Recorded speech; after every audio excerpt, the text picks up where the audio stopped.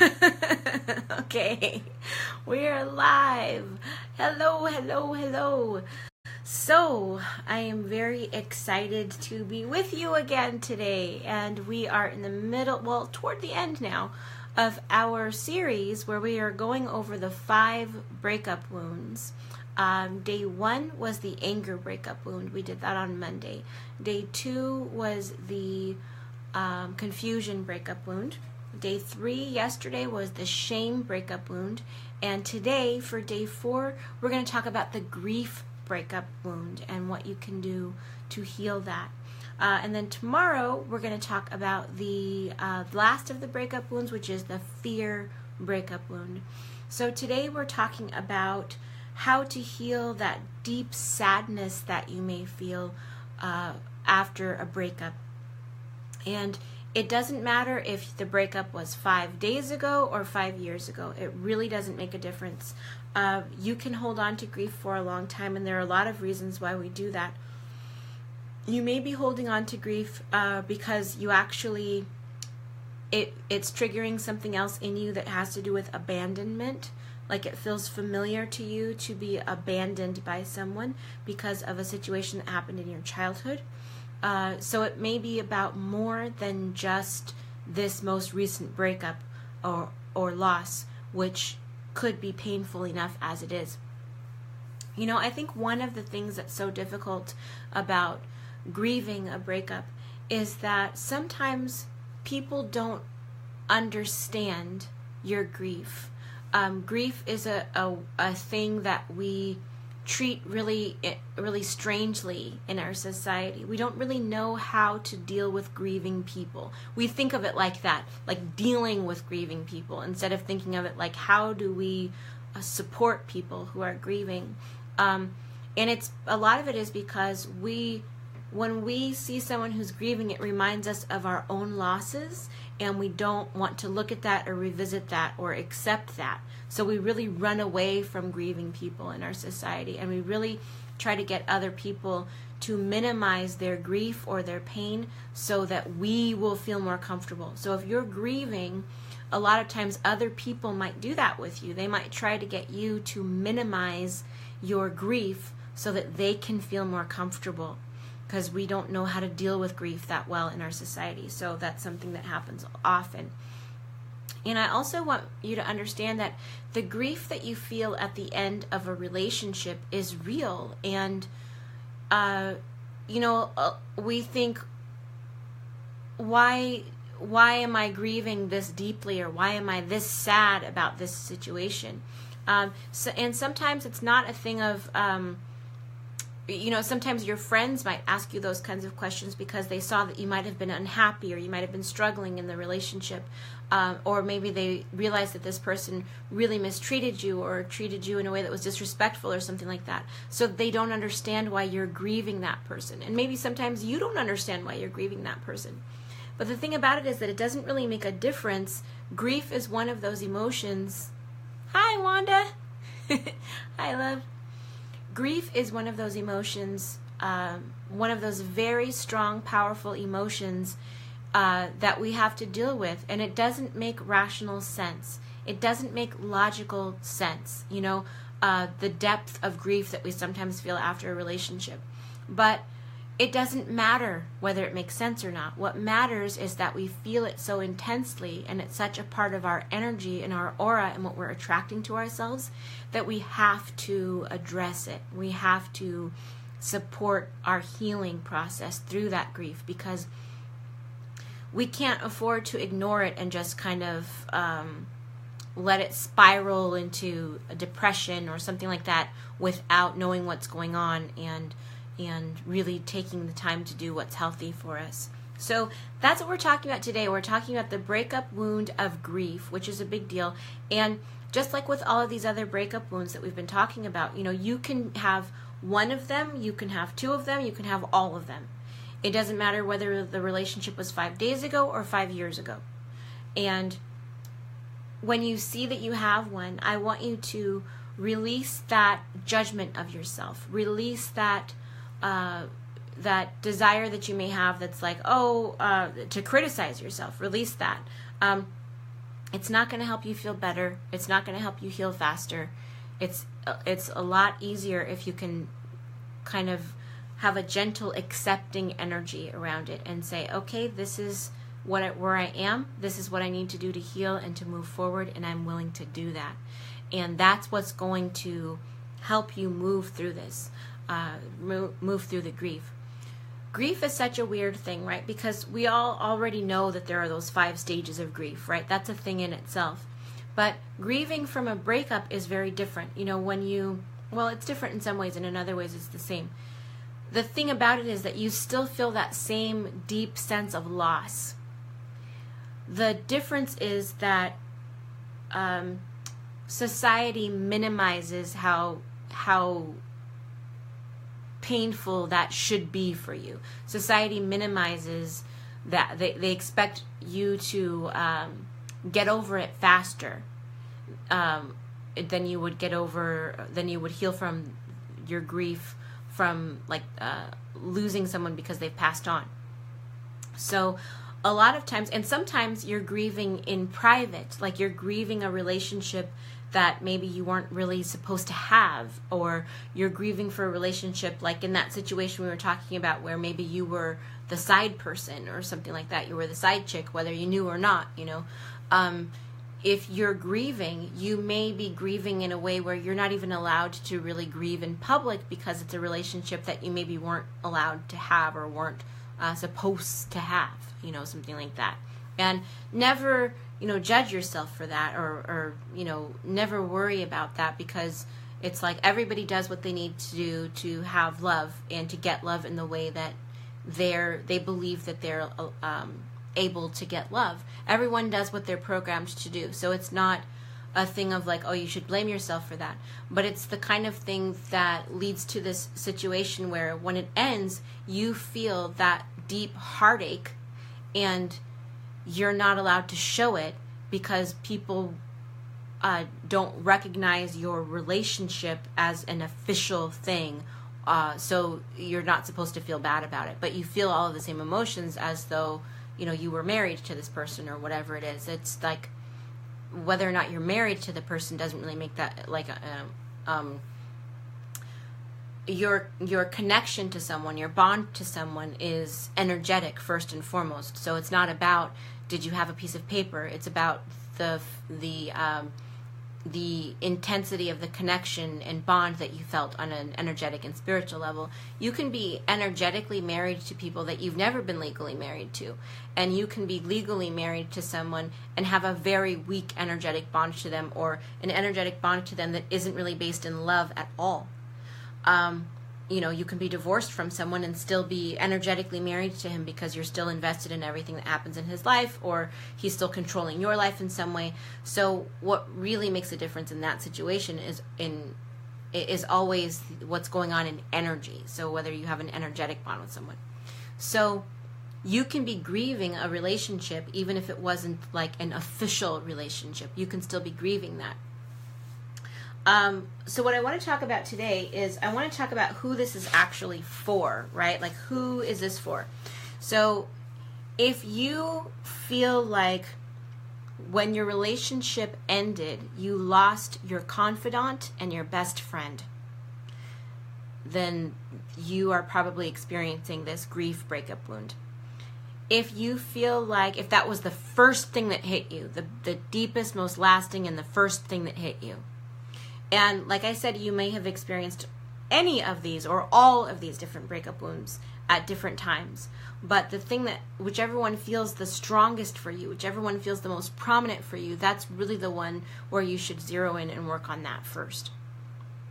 So if the thing that feels the most prominent for you and the most painful for you is the loss of your confidant, the loss of your best friend, the loss of this person that you told everything to and shared everything with, if that's what the thing that upsets you, that hurts you the most, then you are probably dealing with this grief breakup wound. If you feel like you lost the dreams that you had for your future, like the potential, if that's the thing that upsets you the most, then you may be dealing with this grief breakup wound. If you were dating someone or in a relationship with someone and you were with him, from like your mid-30s through your mid-40s, and you never had children because this person never really committed to you all the way. And they were never quite ready. They were never quite on board. They were, there was always something holding him back, or he wasn't able to provide financially for a family, and so you couldn't really get married, or he wasn't really emotionally free to be married to you, or something like that. If you were with this person from like 35 to 45, in that span of time, you may be feeling the grief breakup wound and the anger breakup wound, because women process time differently than men do. So you may be grieving this feeling of like the loss of, hi Anatia, hi. You may be grieving like the loss of your childbearing years, like when you could have been a mother, and like you were with this person and you had this window of time, and you feel like he sort of led you along, and then finally when you saw it wasn't going anywhere, the relationship ended, but now you've given him like your childbearing years, and now you can't have kids, or it would be difficult for you to have kids, and you have to start all over, and there's all this time. So you may have grief if that was the situation. And time is very different. When men and women really do look at time in a different way.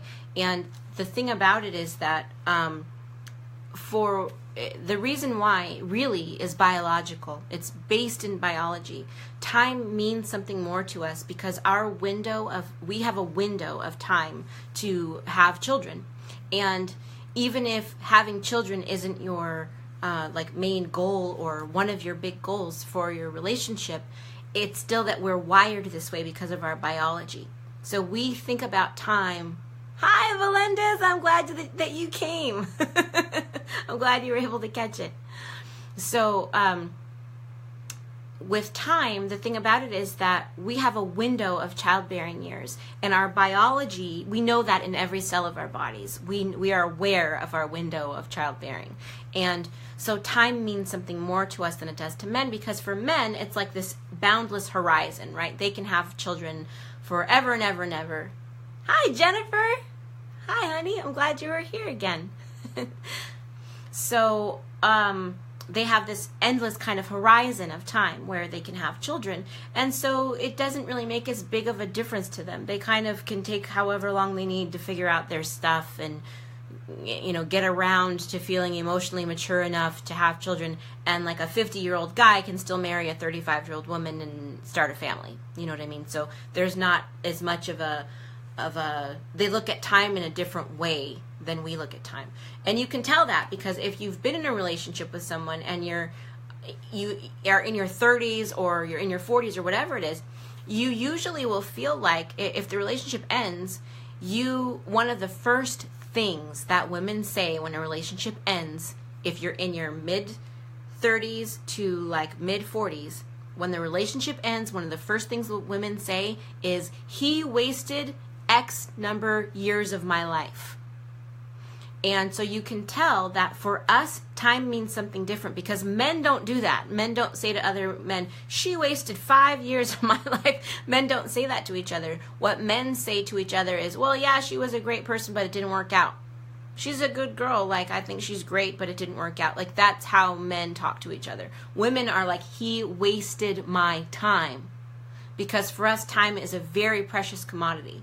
Because that's, and even if you've already had kids and now you've moved on from that part of your life, it doesn't matter because biologically we're wired to think about time in a different way. And even if you're like, I'm not super, I'm not in a big hurry to have children, even if you feel like that, like I'm not in a big hurry to have children, then you still are wired to think about time in a way that's different than men are wired to think about time. So hopefully that helps that. So those are some things that can kind of impact the grief, the whole issue with the grief and the breakup wound. Jennifer says, I became a mama at 40. Don't ever give up, ladies. Yeah, absolutely. Like if you want to have kids, there's never been a better time for women to be able to make those kinds of decisions about like having the career and the kids, or waiting for the right person, waiting for the right partner, waiting till you've done some of the things that you want to have done in your life first, or whatever it is that you need to do. Okay, hopefully that didn't mess up too much. So time is really on our side in that way. So that's a really good thing. But our bodies still kind of, because of our biology, we're wired to think about time in a different way. So that's what I want you to really take away from that, is that you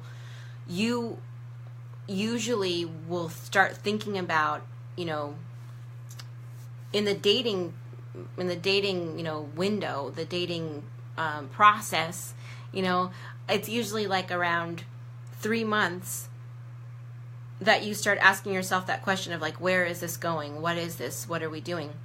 Men don't usually do that, but women do. Most women do, and most women do it around the 3-month mark. That's not, none of us got the memo, but we all do the same thing. And it's because of the way that's wired in for us in time, the way that we think about time. And Alison Armstrong, who is a researcher, she calls herself a man researcher. And she was the one who introduced me to that concept of how men and women really think about time very, very differently. So if you feel like you have lost the dreams that you had for your future, then that might be a sign to you that this is a breakup wound. The grief breakup wound is a big deal for you.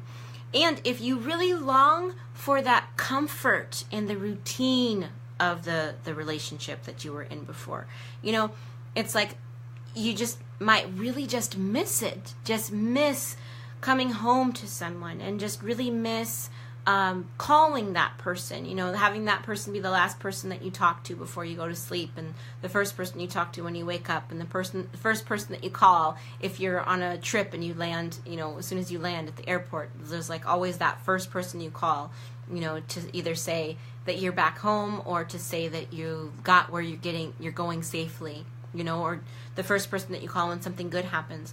If you're just missing that, then you might be in the middle of grieving still, and really need to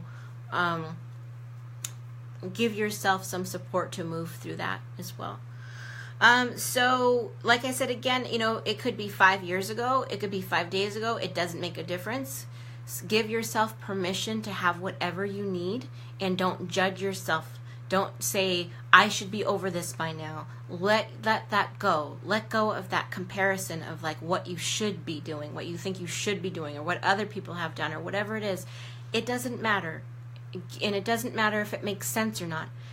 Give yourself what you need, even if other people are doing something different, even if it doesn't make sense to other people, and even if you don't completely understand why you need it. Give it to yourself anyway. Give yourself permission to have what you need, and for it to not make sense if it doesn't make sense. Okay? It's really important to just do what you need to do. I have a client who I was working with recently, and usually when I'm working one-on-one with my clients, one of the things that we do is that we manifest their soulmate. And usually when we're thinking about a soulmate, we're thinking about that person who's your divine life partner soulmate. So this is the person who is going to come into your life.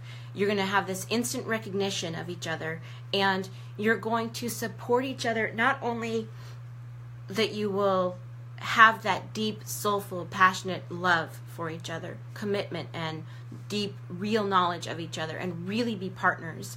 But also, you'll be partners in life in the sense that whatever your life mission is, he will support you in that. And whatever his life mission is, you will support him in that automatically, like it's like instant for you. So usually, excuse me, my nose is a bit itchy. Usually, when I'm calling in soulmates for women, that's the person we call in, and that's the person who comes in.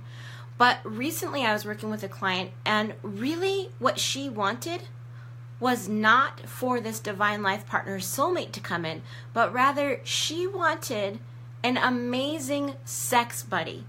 That's what she really wanted in her heart. She wanted the great sex. She wanted the person who wants to cuddle her and hold her afterwards, the person who smells amazing, feels amazing, gives great hugs, is a super generous lover, totally passionate, just absolutely thinks she's the sexiest creature on the face of the earth, and then cuddles and spends the night and gets up and leaves. And she doesn't have to introduce him to her family, and she's not like trying to have a relationship, and she doesn't have to change her routine or move somewhere else or have this person move in with her or any of that other stuff. That's really what she wanted, you know, and that's okay. You can have what you want. Give yourself permission to have what you want, in regardless of what other people think that you should want. Okay? Have what you really want for yourself. Give yourself permission to have it. Okay, so if you need to cry, if you need to grieve, you need to grieve, and it doesn't matter what other people are doing. It doesn't matter whether other people think that you should be still grieving. It doesn't matter whether other people who've been in a similar situation seem like they're doing okay. It doesn't matter. Give yourself permission to do what you need to do to be happy and to have what you need to have to be happy. All right, so you could still have this going on if you still want to cry whenever you think about it. That could still be a thing that you're dealing with in your energy. If you still want to cry to this day whenever you think about your ex, that could be something that is in your energy. This is so weird. I haven't had any phone calls all day, and then as soon as I sit down to do our talk about this, it's like people are calling me from weird random numbers. Like I don't even know who this is. So sorry about that. Okay, so another thing is, if it feels like a death, if the breakup felt like a death to you, then you could still be going through this grief breakup wound. If you felt like somebody died, the loss of that person feels like somebody died. Yeah, so Melendez, we actually talked about anger on the second day. That's day 2. And so definitely check that one out, the day 2 one. And I'm actually also, I talked in that one about how sometimes you think that you're sad, but it's really anger. And I'm going to mention that a little bit here, but since we went over it so thoroughly on day 2, I'm not going to talk about it too much here. I'm going to leave that discussion to day 2. But I am going to mention that a little bit. And absolutely, you can have anger that you are presenting as sorrow, whether you're trying, you're not really trying to fool anybody, but what happens is in our society, people are very afraid. We've been taught to be afraid of women's anger, even when it's righteous anger, and which it is the majority of the time. We're taught to see women who are angry as being crazy and being out of control and things like that. And the thing about it is that women who are passionate about standing up for justice and not being mistreated get labeled as crazy, or we get labeled as nags, or all of these other things, and culturally, like there's the whole stereotype of the angry black woman and all of those kinds of things. So a lot of times what happens is that we know that our anger is not acceptable to people. We know that people will not acknowledge our anger. And so what we do instead is that we kind of push the anger down, and it comes out as sadness, because people are not worried about a sad woman. If you're sad, that's not threatening to anyone. They don't care that much that you're sad. But if you're angry, whoa, you need to calm down and stop being so hysterical, kind of a thing, And it's because people are afraid of powerful women, and we're very powerful when we are righteously angry, when we're standing up for injustice. We are very, very powerful. And whenever you can't control a woman, then you have to think of other ways to try to put, society thinks of other ways to try to put pressure on us. So that's one of the reasons why sometimes you're actually angry, but it's coming out as though you're sad. And the way that you can recognize that is if you have been cheated on, if you've been lied to, if you've been disrespected, if he moved on really quickly after the relationship, if he married the next person that he was with after you, or the woman he was cheating on you with. If he refused to honor his responsibilities, like kids, money, all those kinds of things that he had to you, or if he abused you, if you had any of those things happen and you did not get angry and deal with that anger, and you're telling yourself that you're grieving or thinking maybe that you're sad, then I would really, really urge you to go back and look at day 2, where we talk about the anger wound and what that's all about.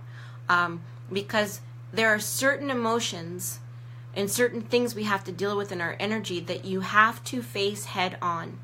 There is no like, oh, let's just all look at the positive, love and light all the time, kind of a thing. Light workers have to acknowledge the dark. You can't, just act like everything is great all the time and everything is positive all the time. You do have to go to the dark places, because that's where you have to bring the light. It's not, you don't just hang out where it's safe and happy and everybody's, feeling great and doing whatever. It's like you do have to go to dark places, and those dark places are usually in yourself. You have to go to those dark places, the things that you're afraid to face. I've noticed that whenever I ask clients a question, the question that they don't want to answer the most, that they resist the most, is usually the question that they need the answer to the most. It's usually the area that they need the most healing in. So that's really important. So if you have pushed down this anger, definitely if you feel like, oh, these things have happened with me and I skipped it, going straight from the situation that makes you angry, skipping anger, trying to do like a faux forgiveness thing so that you can have like a sense of peace that's not real, is like a spiritual shortcut, and it will come back to you and it will still make you sick. It will still do things. I got angry and still feel the grief. Now I'm back to anger. Yeah, you can feel all of these things, and kind of go between different ones and feel different ones different days. And actually, I'm creating something that I'm going to talk about tomorrow. It's almost finished. It's almost finished! For you, that will actually help with each one of these breakup wounds without you really having to pay a bunch of money for stuff or go spend a whole long time on things. And it's going to be really, really helpful for healing these things once and for all, basically. I'm super excited to be able to talk about it, but I'm going to wait and talk about that tomorrow. But anyway, so that's the kind of the relationship between anger and sadness. So here are some of the things that women say if they are in this space with this grief breakup wound. Some of the things that they say are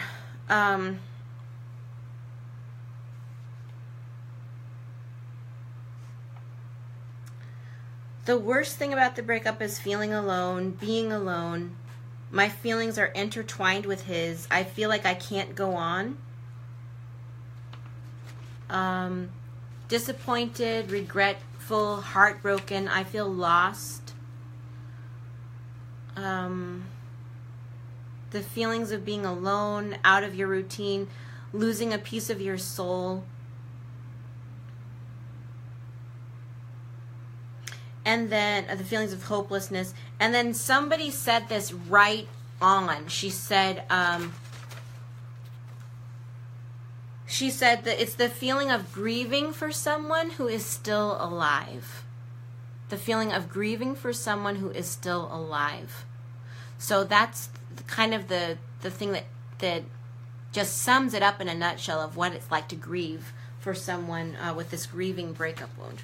So now I want to talk about what we can actually do about it and how to feel better. And the big thing I want you to understand is not to resist the grief or judge the grief or judge yourself for having the grief and not being over it yet or any of those kinds of things. It's not about that. It's not about that at all. Okay. So what it's about is taking care of yourself, taking care of your body. It's about showing up with the grief, sitting down in a room with the grief, not running from it, but actually acknowledging the grief and letting it have its say. Let it run its course. Acknowledge it.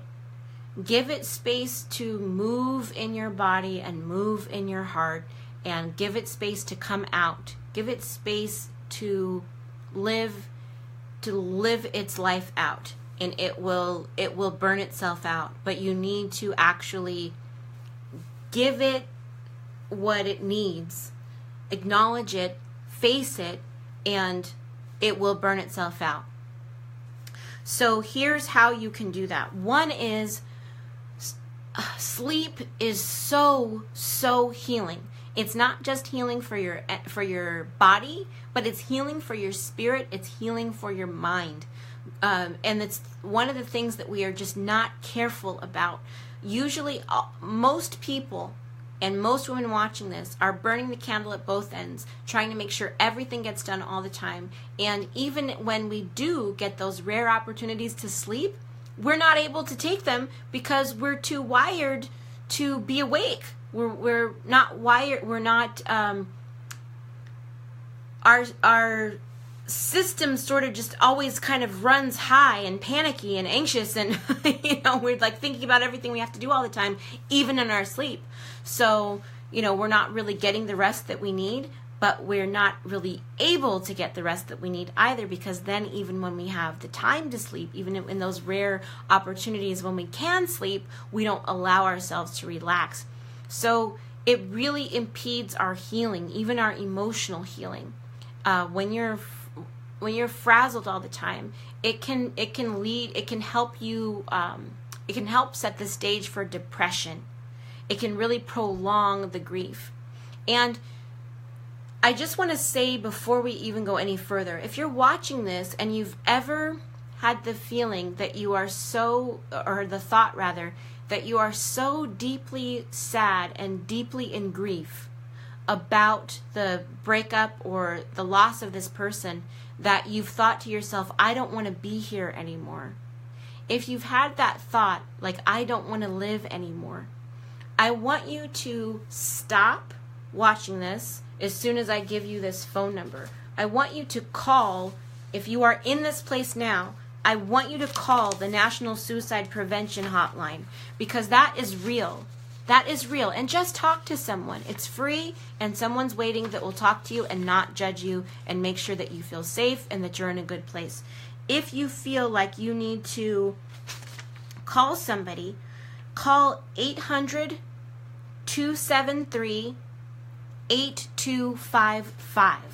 Okay? 800-273-8255. That's the National Suicide Prevention Hotline. So if you've ever thought like you're in such deep grief that you've just really thought, I don't want to be here anymore, this is too painful and I can't live like this. If you've thought that, please call. Get help. Get support. Get encouragement. They will not judge you. You just call and you can talk to someone, okay? Now, if you have not been at that level of grief before, but you've still, are dealing with grief right now, or you are not sure if maybe you're past this and you want some encouragement, you want some support, you want some help, here are some things you can do. So, sleep. Good sleep hygiene. A lot of us have awful sleep hygiene, which means like we go to sleep, different times of night, every night. And some of the ways that you can really support your energy and support your body and support your mind in healing is through making sure you get good sleep. That's one of the ways. So here are some ways to really make sure that you're getting good sleep. Sleep in a darkened room. Get yourself some blackout curtains if you need them, so that you can actually sleep, because your body will wake up, will be tuned to the light, right? So you wake up at different times. So get yourself some blackout curtains so that no matter what is going on with our crazy daylight savings time, you are able to get the rest that you need to get. So that's an important thing. Also, relaxing music is really great, or like a sound, some kind of an app that does relaxing sounds. I have one that I'll put the title to it in the comments below, but what is it called? It's called like Relax Now or something like that. It's a free app. and it's really helpful. It has so many different sounds on it that you can listen to as you're falling asleep. It's really, really great for that. Also, self-hypnosis CDs for sleep and for guided imagery as you're going to sleep are really, really great for that as well. There is a hypnotherapist that I've worked with before. He's amazing. He's wonderful. His name is Brian Green, and he has a CD that's called like Mind Magic 123 or something like that. His website is super old school, you guys. It's super old school. It's like so clunky and just weird and way too much information on it. It's just like very, very old school and weird to navigate. But if you find it, I think if you look up Mind Magic 123 online, or if you look for Brian Green, Los Angeles hypnotherapist, then it will take you to his website. And he's got a CD that you can download. It is just wonderful. It is wonderful for healing, and it's great for a foundation for self-love. I'm not like an affiliate or anything. I don't get anything if you buy that from him, but it's something that I've used myself and is just outstanding, so I want to share it with you. Remove any blinking lights from your room. There shouldn't be any LEDs or anything like that. You really need to have like a darkened room without a bunch of other stuff going on. Make your bed as comfy and cozy as possible. So that might mean you need to get warmer blankets. It might mean you need to get cooler blankets. It might mean you need to get a body pillow or get pillows that are made for the way that you sleep. But create a cozy sanctuary for yourself, because your home should feel peaceful and safe so that you can recover from grief and so that you can heal. And your bedroom should feel like the safest place in that home. Also, don't allow people that you don't know very well into your bedroom. Don't let people come into your bedroom. Keep the energy in your bedroom clear and peaceful. Don't watch TV in your bedroom, especially like the news or things like that. Don't read in bed. Bed is for sleep and sex, and that's what it should stay for. That will help you be able to rest and to recover from your grief. Another thing is, okay, so that's number one, is good sleep hygiene. The second thing is to bathe with Epsom salts and lavender. It's so healing to do that because the lavender helps to cleanse your energy. So it really gently helps to work that out of your energy. Also, being in the ocean is great for that. The ocean is this, it's called a coherent field of energy. And to me, when I'm at the ocean and I'm looking at energy, it looks like everything is going like this in nice, clean lines. And sometimes when I'm looking at energy of an aura of a person, it's like all kind of like this and mismatched and on top of each other. But when you go to the ocean, if you go to the ocean and go in the water, it's very cleansing. It's very, like, you feel good when you come out. And it's not just because the water was nice and cool or whatever it was. It actually is helping to cleanse your energy.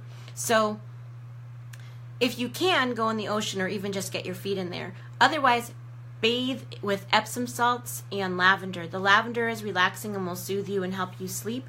The Epsom salts will help to cleanse your energy. And then the warm water will help with the feeling of the inflammation in your body. Because it is like when you go through something like this, the emotional wound has a physical impact. So it can feel like you were physically wounded, and you can actually have inflammation in your body from deep pain, from shame, from this feeling of abandonment, from that experience of grief. So it can actually bring about inflammation in your muscles and your tissues. So that's something to think about.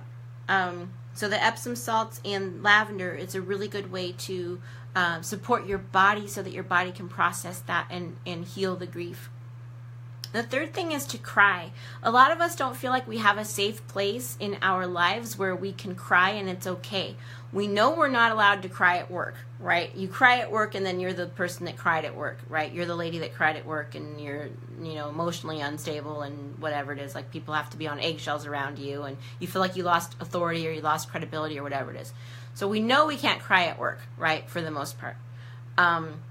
unless you're me, I get to cry at work.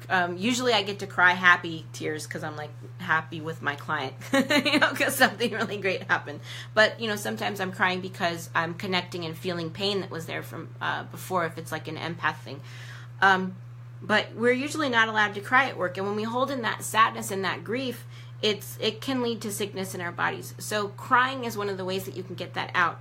And I know that people can feel that sadness in your aura. So if you feel like people are always avoiding you or something like that, it's like people can feel the sadness in your aura. So you want to feel better for yourself, and you also want to feel better so that you can open up the door to connecting to people for friendships and for, of course, new relationships, but also just for friendships and for, smooth relationships with colleagues and all of that kind of thing, the other people in your family, all that kind of stuff. So one thing that you can do if you can't cry during the day, is that you can actually talk to the sadness during the day, and you can make appointments with the sadness that you'll meet. Like, I'll meet you later on tonight. You can say, sadness, I know that you're here, and I feel you. I can feel you. I know that you're here, and I know that you want my attention right now, and I can't give it to you right now, but I'm going to give it to you later. I'm going to give it to you tonight. I will give you my attention after I bathe, when I put on my pajamas and I get in bed. I will give you my attention. So you can talk to the sadness like that, and then meet up with the sadness after you bathe and you put on your pajamas, and actually sit and let the sadness come and cry as much as you need to move that out. And that works actually really well. It's funny because it's one of those things that's like, somebody tells you to do it and you're like, I'm never going to do that. But then the people who do it say, oh my God, it actually worked. Another thing that works really well is if you are somebody who receives kind of like energetic downloads, or you receive like messages from your guides or something like that, or you like wake up at 3 o'clock and you're like, I've got this thing, I need to do it, and it's super important, or I've got to write down this idea, whatever it is. You don't have to wake up at 3 o'clock. You can actually tell your guides, or, where you're getting the information from. You can tell that I am sleeping. I'm going to sleep. I do not want to be awakened at 3 a.m. If there is important guidance for me to have, give it to me at 6.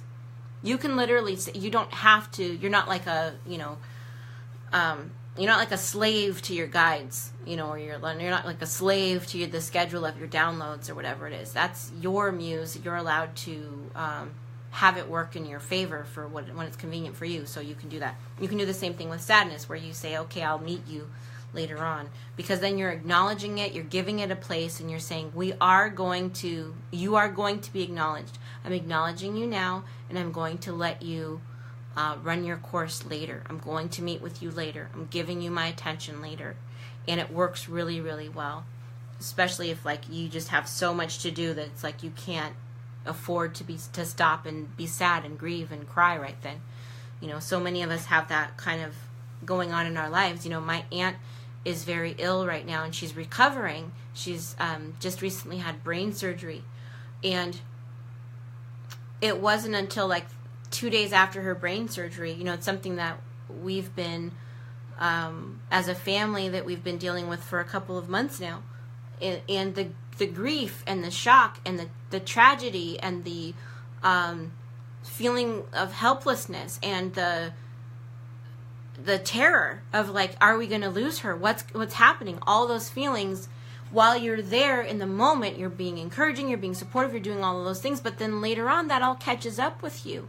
And it wasn't until a couple of days after she had her brain surgery and she was okay that I just burst into tears and cried for like an hour, because all of these things had been in there for a couple of months of like, this is what's going on, and this is, the grief of it, so know that sometimes there's a delayed reaction with the grief. Sometimes we're like, I can't afford to do it. There's that Carly Simon song, I haven't got time for the pain.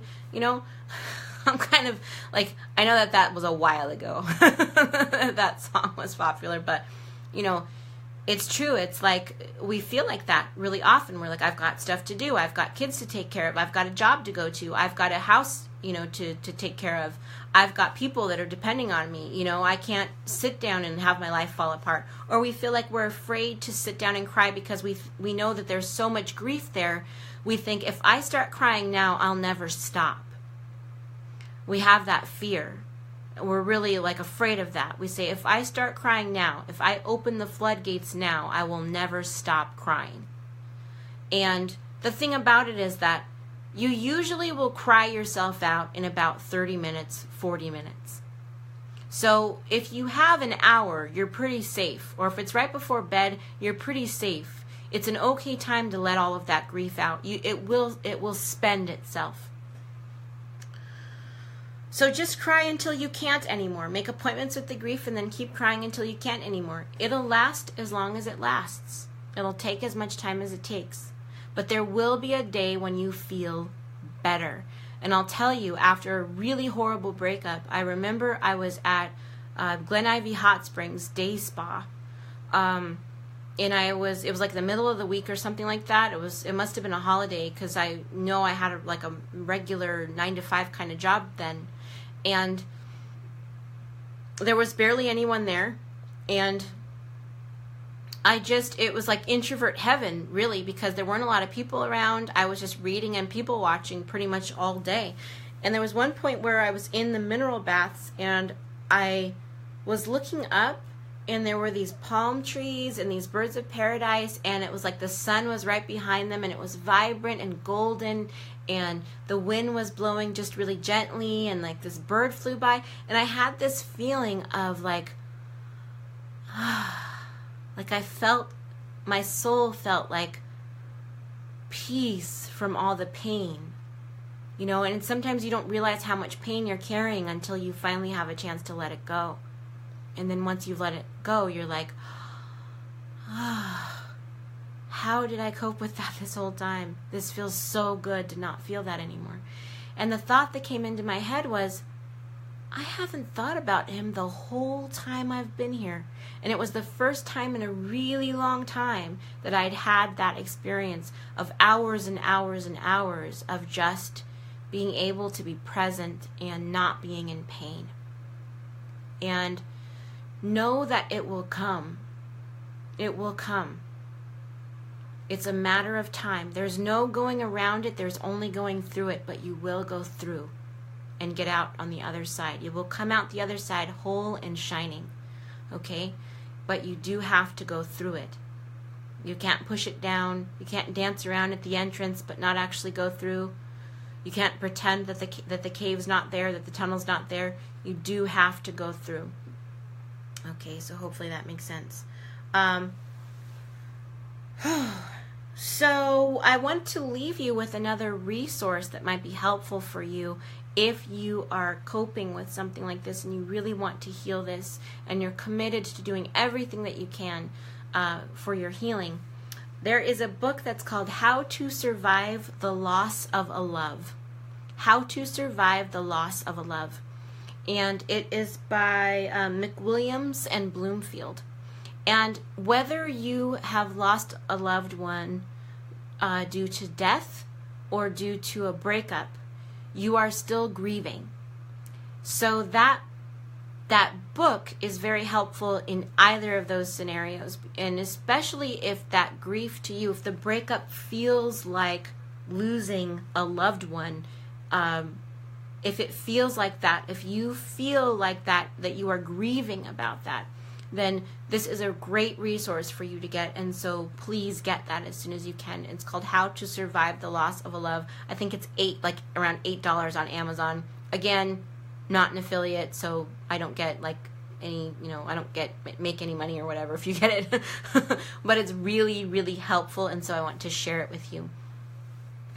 I wish I could find that app so that I could tell you right now, but I'll post it below. The app that helps you, that has all the different sounds to help you sleep. It's really great. It's totally free. It's called, I think it's called Relax Melodies or something like that, but I'll post the name of it below. So, ladies, let me know if you feel that you are coping with this grief wound. If this is something that you feel like is in your energy right now, and you can tell that it's in there, Peter McWilliams. Yes, Peter McWilliams and Harold Bloomfield. How to Survive the Loss of a Love. And so, Wanda, if you found it, please share the link, love. Share the link in the comments for everyone else. That would be awesome if you would do that, hun. So, if you feel like you are dealing with this grief breakup wound, if you feel like this is a big deal for you, then please get that book. Please, please, please get that book. Stay committed to your healing. Know that it's going to feel better as long as you keep moving. If you keep moving, you can take baby steps, and that's how you're going to get there. And it's okay. Don't judge yourself. Don't worry about what other people are doing and whether they're over their breakups or not, and what they think about you not being over your breakup or any of those kinds of things. There are so many people do things because they are so worried about what other people are going to think. We put so much pressure on ourselves, worried about what other people will think of us. And I'm not, I'm no different. We all do this, right? So it's like today, I worked out a little bit earlier, and I was like, oh my gosh, I can't teach about this breakup wound right after my workout. I've got to shower, and I've got to do all these things first, and maybe it's just going to have to be late. And I was worried about all these things, and it was like, you don't care whether I've showered or not. Like, you don't care. Because I am not sitting in a room with you. If we were sitting in a room together, you might care, right? But really, it's like, as long as I can share what you need to know, then that's what you need. That's what you need from me. So, but I'm putting all this pressure on myself, like, oh, I've got to be perfect, and before I can share this information with people, I've got to, perfect my physical appearance or whatever. It's like, we don't need to do all that. That's not important. What's important is the actual healing that needs to be done. So in the comments, whether you're watching this live or whether you're watching this later on in the replay, in the comments below, I want to hear from you. Please tell me if you are still dealing with this grief breakup wound, and tell me what you're going to do to feel better of the things that we talked about. Are you going to get better sleep so you can let your spirit and your body rest easier and heal? Are you going to allow yourself to cry so that you can really get it out? And even if you need to make appointments with that sorrow so that you can cry later, are you willing to do that? Is that something that you're willing to do? Are you willing to commit to yourself and your healing in that way? Are you going to take a bath with Epsom salts and lavender so that you can really let your body be soothed and your energy be cleansed? Are you willing to get that book for yourself? That book, How to Survive the Loss of a Love. Are you willing to get that and really work your way through that? And the thing about that book is, I remember reading that book after a breakup and crying. It's like you read the book in 30 minutes. It is not a long read at all. It's not like a workbook where you have to sit there and you have to do a whole bunch of stuff. You literally are just going to read it, and you're probably going to cry through most of it, and then you will feel so cleansed and so much lighter afterwards. And you'll feel like, okay, you will feel seen and heard and understood, and it will help with the healing. So please let me know what you're willing to do for yourself so that you can move beyond the grief. And again, it's not about quickly getting over it. It's about what you are willing to do for yourself. It's about committing to your own healing so that you can feel better. Because if you keep doing what you've been doing, you're just going to end up in the same place. Time will help you heal, but it depends on what you do with the time. It depends on how you use that time. Time's passing no matter what, right? So you may as well use it so that you can heal and get to a place where what you want to have in your life is what you want to have. So I am sending you so much love. Thank you for being here. Tomorrow, tune back in, 2 p.m. 2 p.m. Pacific time, 4 p.m. Eastern time, 5 p.m. 2 p.m. PST, 4 p.m. Central time, 5 p.m. Eastern, and I think it's probably 8 p.m. or something like that. maybe much later than that. You'll have to help me out. Maybe 10 p.m. London, because some of my peeps are in the EU. So actually, London's not going to, they're not going to be part of the EU in a little bit anyway. But time-wise. So anyway, tomorrow is our last workshop about the breakup wounds. So don't miss tomorrow, because we're going to talk about the fear and anxiety breakup wound. Okay, so if you have these fears that, like, I'm never going to meet anybody again, that was it for me, what if I don't meet someone who will love me, what if I don't meet someone again, what if, like, a lot of times when women are overweight and then they break up, or when they think that they're overweight, you know, because there's really, for every single female body type that's out there, there is a man who adores that body type. You know, there really is. So it's not about losing weight, you know, because you could be 6 feet tall and weigh 150 pounds and want to lose 10 pounds. And somewhere else, some other woman who's 6 feet tall and weighs 140 pounds is still trying to lose 10 pounds. It's like, it's insane. But anyway, it's not about, it's not about changing yourself. It's not about any of that. It's all just about giving yourself what you need to be able to heal. And I feel like I had started to talk about something else, but I don't remember what it was now. Sorry about that. If there was something else that I was about to talk about and I forgot, or I didn't keep my train of thought right, then just let me know in the comments. You were saying about this and then you stopped, and I'll come back to it. But anyway, yeah, so I want to hear from you. I want to hear what you're going to do for yourself. That's what I was going to say. Oh, for tomorrow, the fear, the anxiety, the fear breakup wound. A lot of times, women who think that they're overweight will be afraid that this man was the last man or only man on earth who will love them at the weight that they're at. And I have not had one client yet who hasn't told me that she wanted to lose weight and then been completely surprised when her soulmate came in and she hadn't lost a pound. I mean, it is not necessary. So we have all these fears that are left over from the breakup. And so if you have these fears about, like, no one else will ever love me the same way, this is just going to keep happening to me over and over again, I'm going to keep getting cheated on over and over again, fears about starting over and how hard it's going to be, fears about online dating, fears about,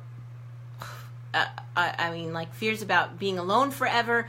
If you have any of those fears, whether you've talked about them out loud or not, whether you've shared them with a friend or not, whether you've ever told anybody before or not, you need to watch tomorrow's workshop, because we're going to talk about how that's a wound that's left over from that last breakup and what you can do to heal that. So I will see you tomorrow at 2 p.m. Pacific Standard Time back here in Secret Seduction Sorority. I'm so happy that you're here. I'm so excited to be able to help you with this and to see what you create in your life and the healing that that you are able to create for yourself from the work that you do and from whatever it is, the different ways that you choose to move forward. So thank you for being here, sending you so much love, and I'll see you tomorrow. Bye.